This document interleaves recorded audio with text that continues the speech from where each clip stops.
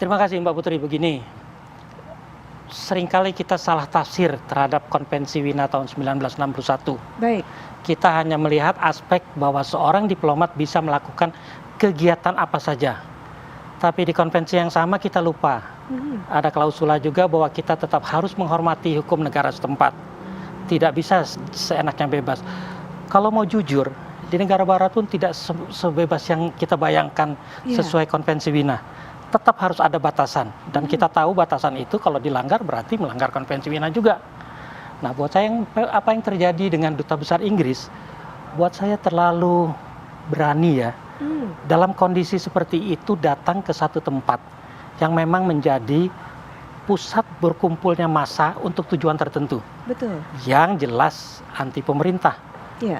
Dimanapun pemerintah negara yang mengalami hal yang sama, mungkin akan mengambil tindakan yang sama dengan pemerintah Iran.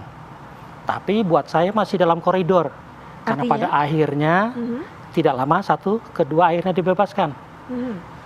Tapi kalau kita mengikuti perkembangan selanjutnya, buat saya ada yang lucu juga, Mbak Putri. Apa Pak Dian?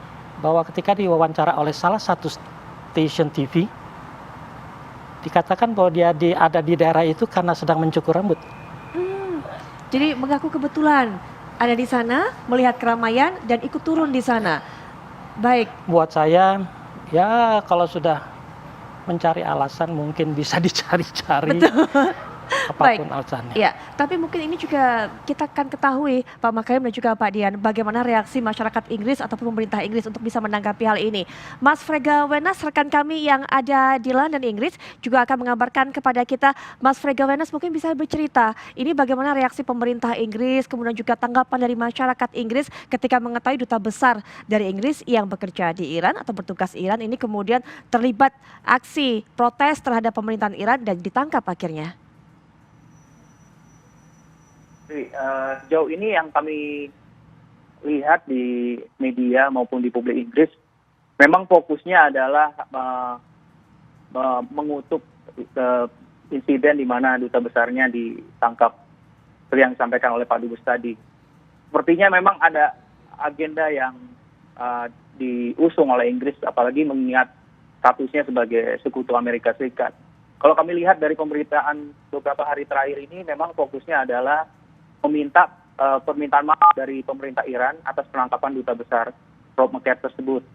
Dan bahkan dalam beberapa aksi massa di sini di kota London, itu mereka juga menuntut untuk pemerintah Iran memberikan klarifikasi atas insiden ditembaknya pesawat karena juga ada korban warga negara Inggris.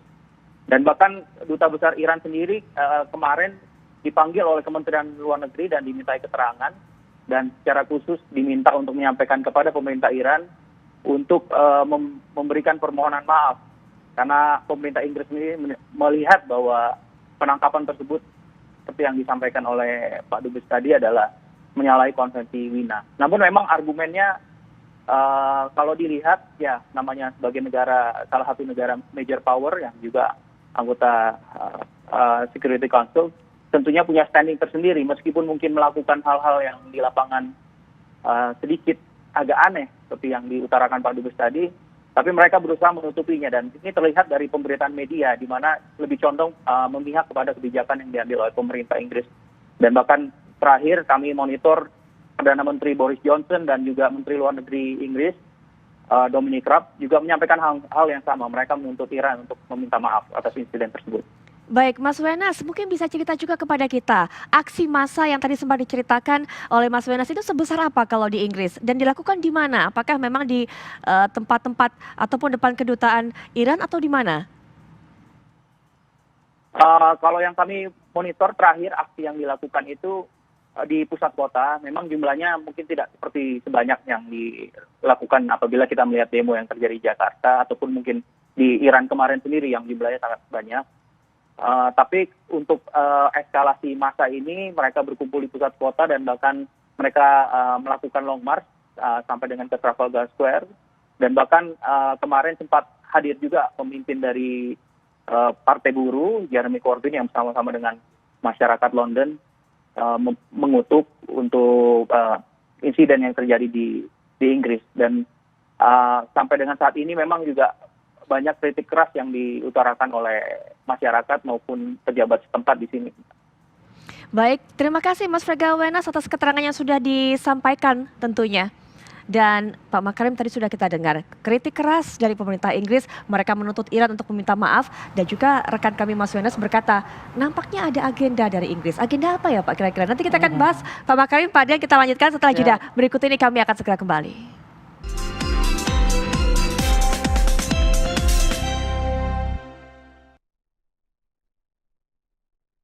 Kita akan lanjutkan perbincangan kita, Pak Makarim. Inggris sudah mengambil sikap meminta permohonan maaf dari pihak pemerintah Iran, tapi ternyata juga ada yang berpikir bahwa ada agenda apa sebenarnya diusung oleh Inggris ini kali ini. Ya, kalau kita mengetahui ya, Inggris itu kan sejak sesudah Perang Dunia itu hubungannya dengan Amerika Serikat kan dekat sekali ya. Berbagai Perdana Menteri ganti, juga berbagai Presiden Amerika Serikat ganti, hubungan ini selalu dijalin kembali. Nah, saat ini kan seperti diketahui, kancah dari penembakan atau pembunuhan Jenderal Qasem ya sudah dibalas oleh Iran ya dengan penembakan 2 pangkalan ya yang ada itu.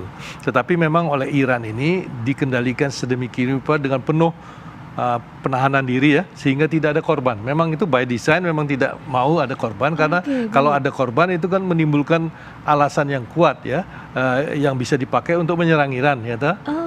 Jadi oleh karena itu mereka kemudian menginginkan bagaimana agar supaya Iran itu bisa berubah situasinya atau pemerintahnya dari dalamnya sendiri gitu ya. Seperti diketahui bagaimana Ukraina itu didorong-dorong ya agar supaya memberi protes kepada Iran, dan juga